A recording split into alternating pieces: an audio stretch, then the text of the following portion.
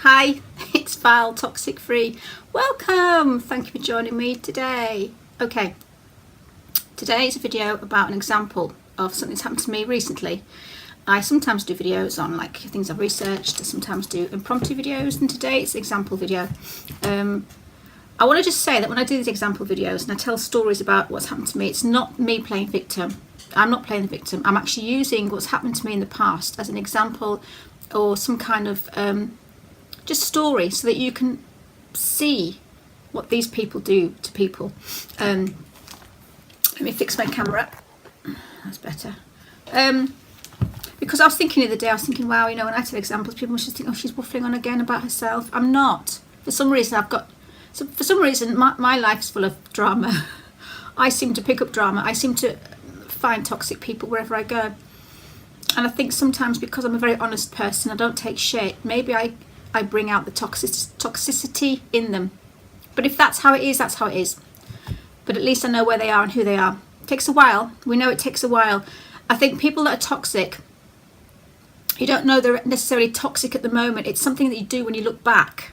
Or a few things might happen in a row that you think, wow, I know now, I can see a pattern forming.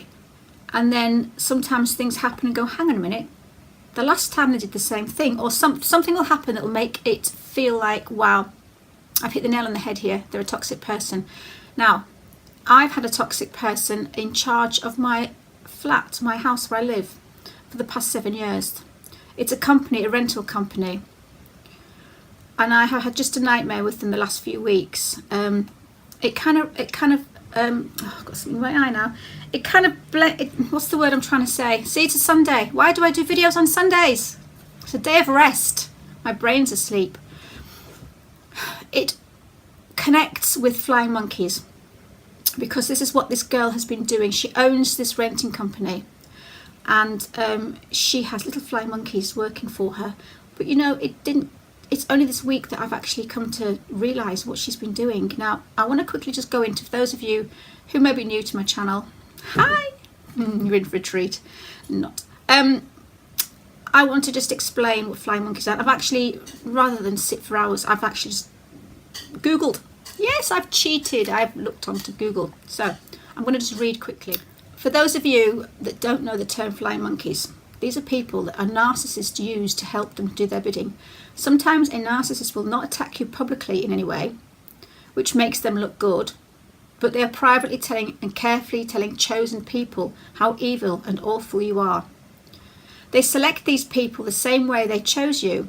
They are experts at reading people and realising who will make an easy target and a puppet. And they also know who won't. So they know exactly who to pick to be a flying monkey, because most of the time the flying monkeys either are far too soft, they're taken in by people, a bit like empaths. We were taken in by the narcissists, so they do go for empaths. They will also go for toxic people that they know will just do their work for them.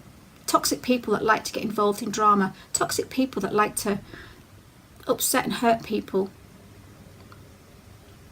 I think that's basically what it is. That's kind of what's happened with me recently, but I'll come back to that.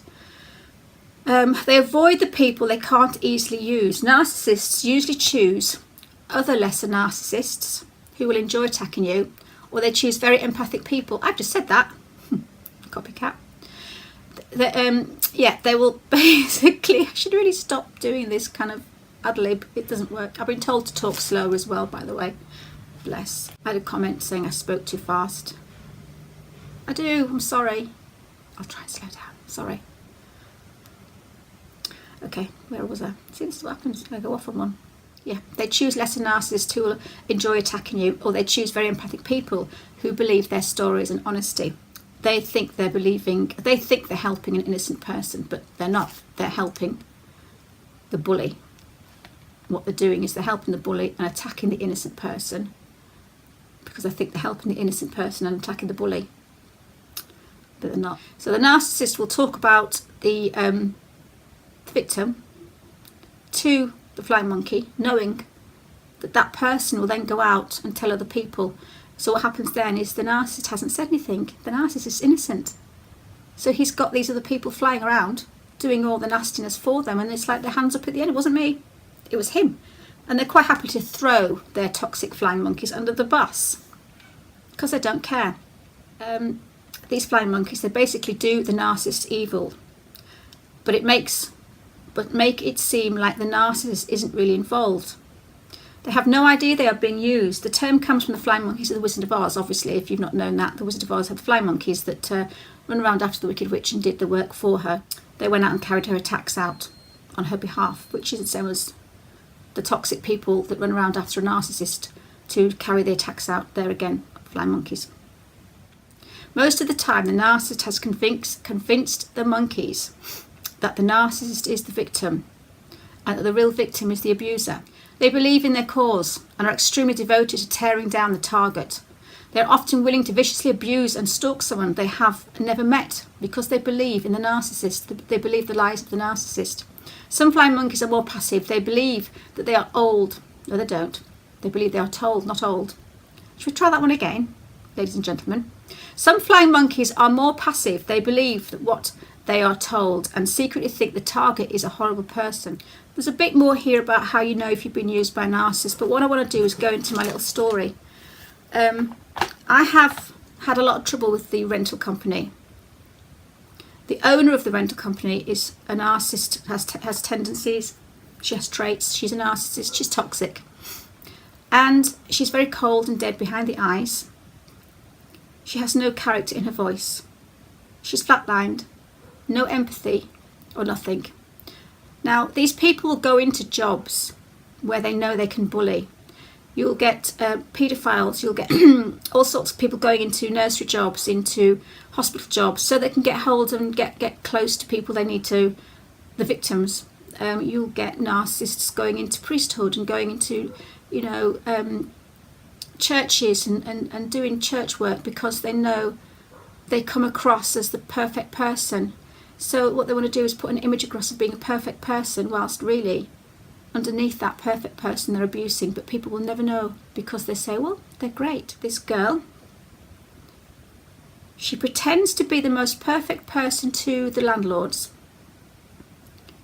and then she gets their money and does their work for them. But then because she's got to have all the little people who are as tenants with our complaints and our moods and our, moaning about the damp in the corner, the electrics going off, the plumbing clogging up, the toilet not working, she doesn't like that. No, it's too much like hard work, because you know what? That takes empathy and that takes care, and people don't like to do that when they're narcissists. So what she does is she just basically gets the money off the landlord and portrays herself as a perfect person, but treats everybody else like shit, all the tenants. And that actually is shown up in the reviews, because in her reviews all the tenants are moaning about her and all the landlords are raving about her. So that says that. But anyway, I've been told to leave my property because the owner of my cottage wants to move back and live in it. So I went to another property. I'm trying not to make this sound really confusing. I'm confused already.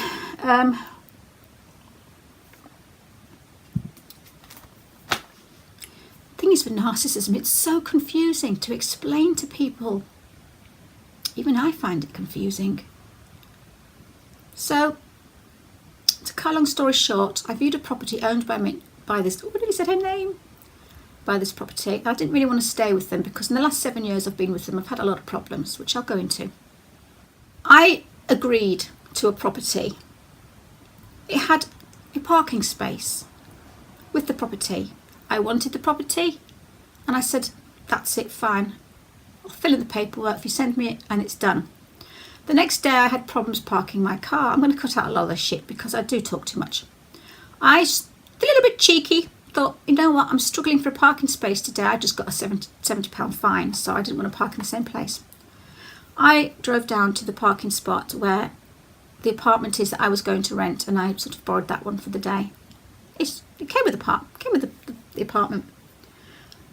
I thought because the apartment's empty, because nobody was living there, because I'd agreed to take it, because I was going to take it, they wouldn't need to show anybody around anymore, but I was a little bit wrong.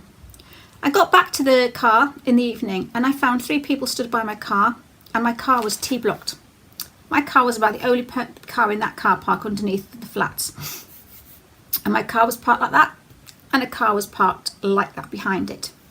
So I walked up nicely and I sort of waited till the conversation had finished, and I turned around and goes, "Hi, can I get my car out, please?"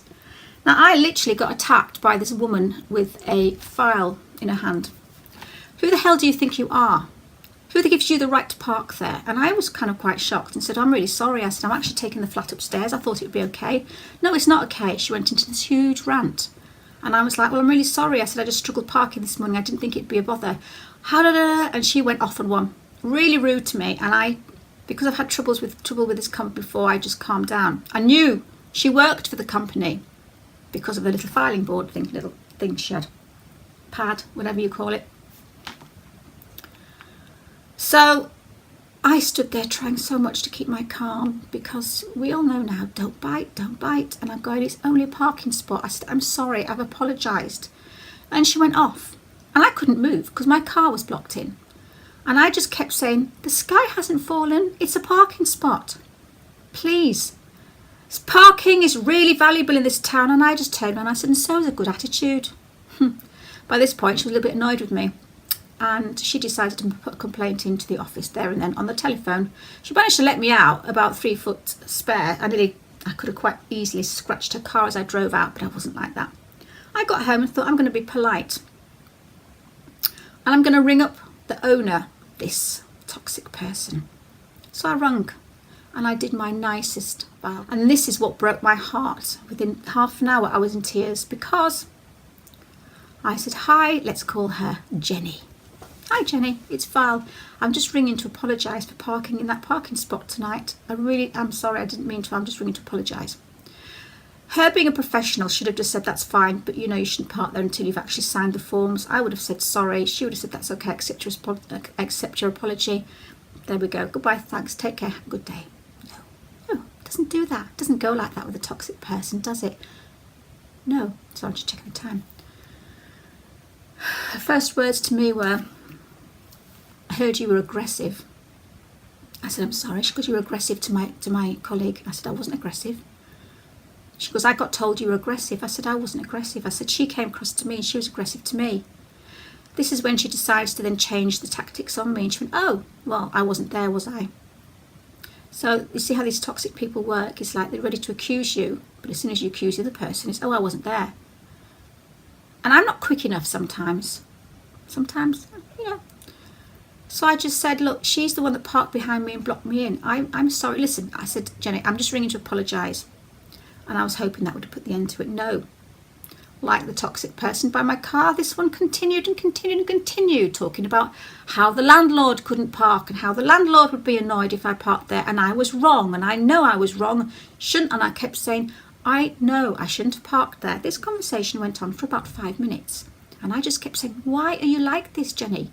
What have I done? Why can't you just accept my apology?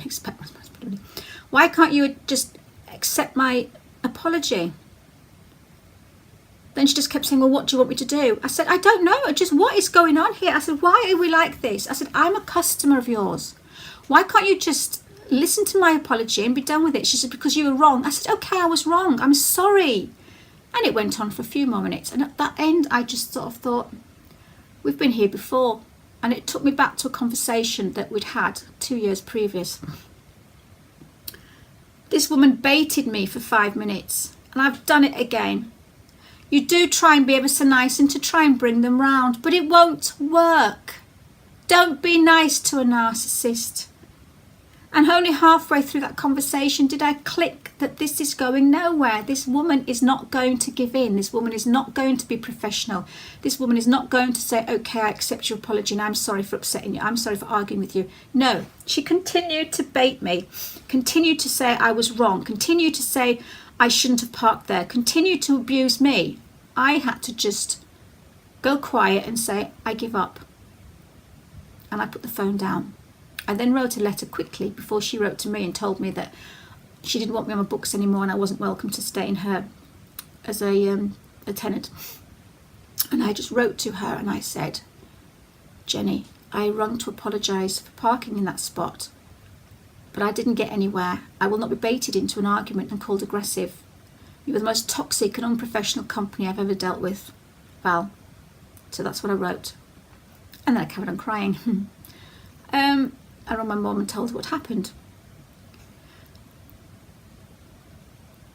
But it's just unbelievable how I thought of that episode, and it actually took me back to another one where I had a problem with my heating, and I rang her. She said there's a plumber coming round at 3 o'clock tomorrow. I was just fine. 3:30, I'm sitting there, and I thought maybe it's the wrong day, so I rang up Jenny. I said, hi, I'm just wondering if the plumber's on the way round, because I just, it's like 30:30. I just wondered if I'd got the right day. Oh, no, I'll give him a ring now to let him know that you're waiting. He's on his way. So I hope you're not falling asleep. He came round. I opened the door and I said, hi. And the first thing he said to me, I've got other fucking jobs as well today, you're not the only one. I'm like, sorry, don't check up on me. Why are you ringing up to check up on me? I'm on my bloody way. I'm like, oh, sorry. So that started off our little conversation in the bathroom downhill. He continued being abusive and he continued being rude, and I obviously got a bit of an attitude, and I kept saying, why are you being so rude to me? And then he got annoyed with me, and I said, what's the problem? And he got carried on being rude to me, and then he told me to fuck off. Sorry, Mum. And then he turned around and he said, I'm going to make a complaint about you, and I'm going to go back and ring up the office. I'm not doing this job. And he walked out and told me to fuck off. So I burst into tears again, and I rung up Jenny. Jenny, I'm just ringing to say that I've had a bit of... Yes, we know, I've spoke to him on the phone. He's just called me to tell me that you were aggressive. This conversation was echoed in this week, and it's just come to me now. Well, not now, obviously, the last few days. I'm not aggressive. I wasn't the aggressive one. I said, he came into my house aggressive. Guess what she said? Well, I wasn't there. But I did say to her then, and on the phone the other day, I said, you don't have to be there. I don't care if you were there or not. I'm telling you that he was aggressive, and I was telling her yesterday that this woman was aggressive, and she will show that they choose their side. She then said to me, you'll have to have him back, otherwise you won't get your heating on. And I said, I don't want him back in my house. And she continued to push this man onto me, and I said, this man's been aggressive. I'm alone. I live alone.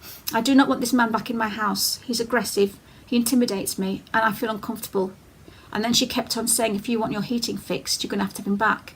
Now, that's unprofessional to start with, because there's no way, if you refuse to have a contractor in your house, you can refuse to have him, and they need to get someone else. So basically, I ended up with this man coming back to my house. I got my mum with me to come and sit with me, because I just didn't want him. I didn't want to be on my own with him, because he was nasty. And he did the plumbing. He was very sarcastic when he was here. But now I've clicked into what happened. This woman used them as flying monkeys. So what she did with the first one is basically, when she's rung up the plumber, she said to the plumber, Val's pissed off waiting for you. She's been ringing up to check up where you are. She's obviously a bit annoyed. She's fed up of waiting. Feed the flying monkey. Because the flying monkey's a toxic person, they're going to get angry. So that toxic flying monkey came and opened, as I opened the door. That's why he blurted out, because I couldn't work out at the time why he was so rude.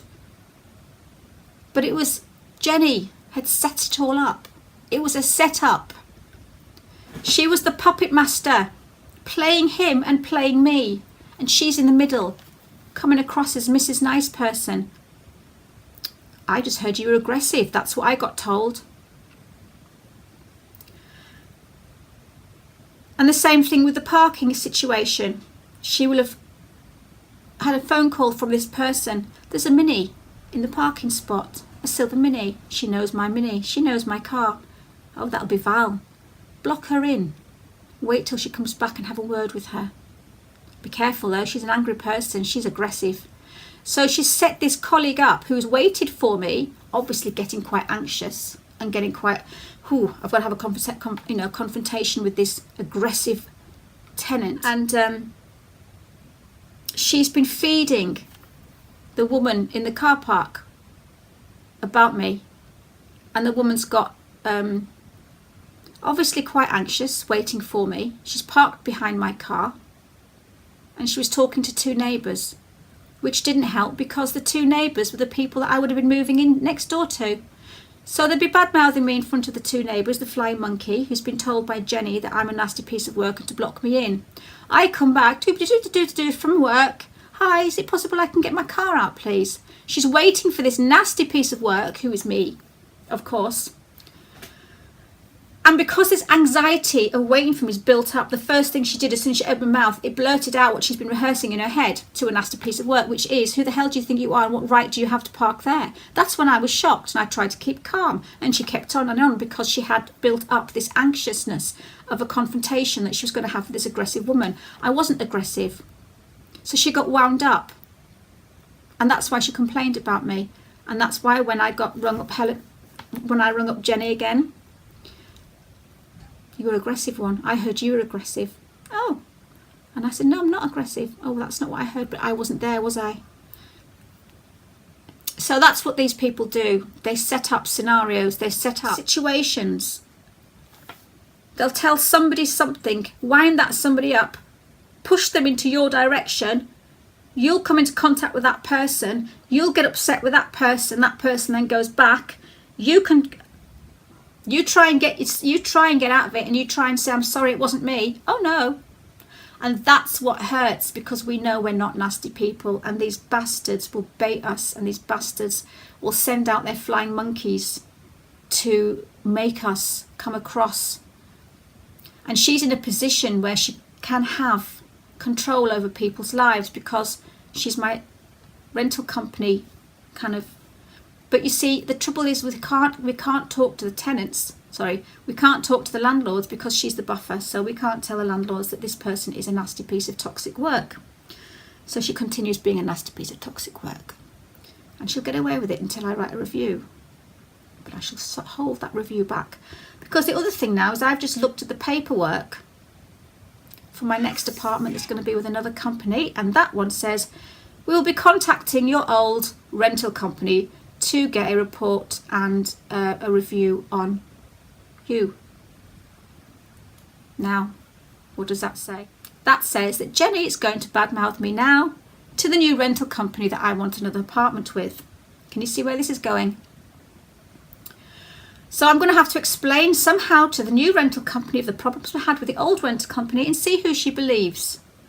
The nice person who's trying to get on with her life, or the piece of toxic shit who wants to ruin people's lives. So I'm just hoping that she might believe me, this new company that I'm trying to get a flat with, because if she believes my old rental company, I'm doomed. I'm now struggled to get a flat in my hometown because a toxic person has sent their flying monkeys out and they've ruined my reputation as a tenant. There you go. It's exhausting. It's exhausting. But when you try and stick up for yourself and somebody's on the other end of the phone and you know that you've done absolutely nothing wrong. The worst thing I think is when I was talking to this Jenny on the phone, trying to apologise for taking that parking space that I thought was free because nobody was in the flat and I was going to take the flat, she was coming at me with all sorts of stuff. And then when I said, "I'm trying to apologise," she shouted at me, "Don't you get aggressive with me. You're getting aggressive with me now." And I'm like that. Oh my God, you are psycho. You are a psycho person. Why am I doing this to myself? Why did I even ring you to apologise? We will learn one day. I will be 87 years old and it will finally click into my head. So I tell you about my story so that hopefully you lot can not go through what I've gone through and you can think, "Oh, I won't do that because that crazy weird woman on the internet," the one that keeps saying silly examples and getting kind of going irate, she told me this. Oh, I'll learn from her. I won't do it. So please learn from me. I just want to be on this planet to make mistakes, and I'm now telling you my mistakes that you cannot make them. Please don't do what I've done. Walk away from a toxic person, because we cannot apologise to them. We cannot try and pull them around to our way of thinking. We cannot say we're sorry. We cannot say I didn't do it. I'm not aggressive, because they will come back at you and go, "You are aggressive."